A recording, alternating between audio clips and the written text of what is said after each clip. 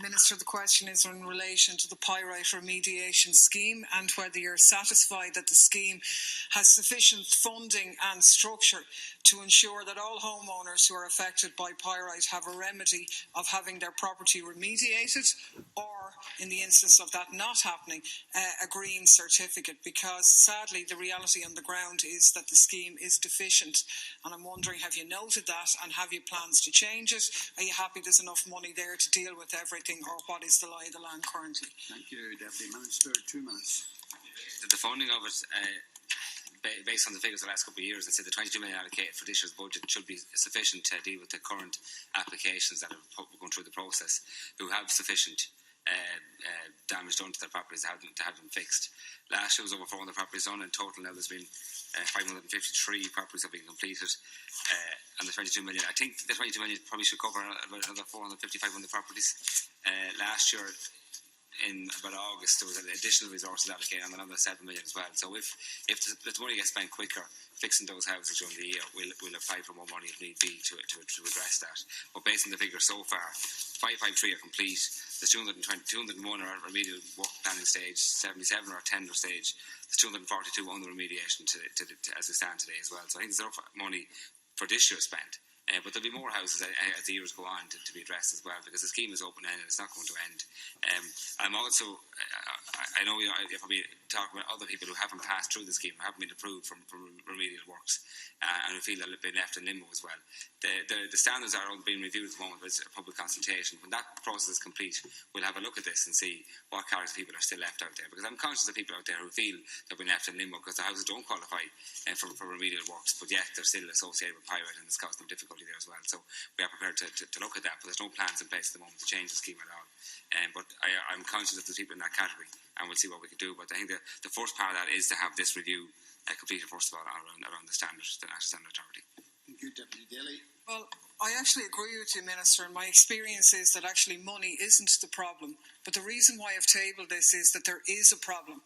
And there are thousands of homeowners whose properties have pyrite, but who are being excluded from the scheme, not just because of the manner in which it's been set up, but because of the manner in which the board have chosen to interpret the conditions. Because I've had repeated PQ replies where I'm being told that dwellings which don't have a damage condition rating of 2 are not eligible to apply. That's not true.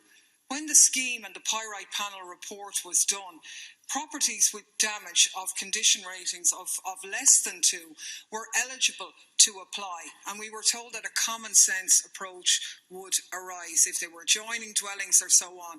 That common sense approach hasn't happened, and I'd like you to do 2 things. I'd like to know when the new NSAI standard is going to be brought in. That's not going to solve anything, because even based on what we've seen, it's only a technical re-evaluation of matters. That's one thing, but the common sense approach of properties which are adjacent or nearby, why are they not being included in phases when works have been approved already?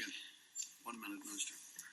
I don't have a date yet when the new standard will apply. I'm hoping the work will be completed very shortly on that, because it's important we have that. And it might change the situation for some people, but at least when we have that new standard, as in the new, then we can judge where it goes after that.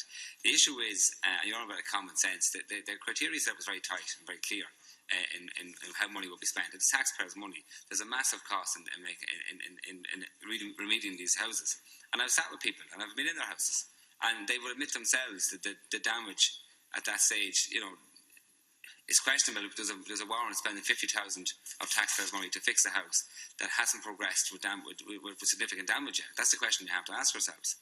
But that doesn't solve their problem. They're left in limbo. They still have pyrite in their house, or a very low level of it, but it's there, and they can't sell their property. So that's an issue.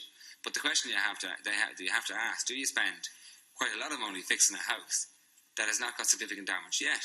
Now, there's a commitment there that if it progresses and that happens in the future, that this scheme there's no closure date here. Those houses will be fixed. But you have to question the value of the money there. I have said to people that we'll try to find solutions, if we can, to those people who feel that their lives are on hold because they're in the wrong category. There's still a pyrite associated with their house. But as you've said, Minister, money is not the problem, and no one is asking you to spend money that doesn't need to be spent. But the reality is that there are properties out there which are not being remediated, and maybe they don't need to be remediated. But if they don't, then those people have to have access to a green certificate which says an end point has been reached, that property is fit for resale. Because you say there's no closure.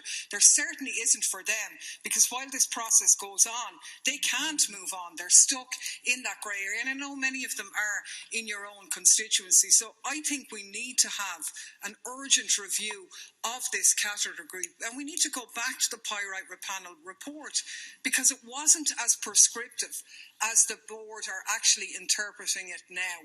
And it does mean that that category of grey area in the middle is bigger than it needs to be. I'm arguing that there's a greater flexibility allowed by the standard and the scheme than is actually been interpreted. And for that logjam to be shifted, because it's a bit of a standoff now, nobody who doesn't have a DCA of 2 is getting included. Your department and your offices need to step foot in and argue for what I would say is a bit of common sense of saying, no, sure, look at the ones with progression. I have a scheme in the last point, Kieran Corla, in Lusk at the moment, a cul-de-sac of 9 properties where 1 property is looking for inclusion. It would complete the whole cul-de-sac, and they're not remediating it in that part of the phase. They're putting it 5 phases later, meaning remediation will go on in that road twice. Ridiculous. In response.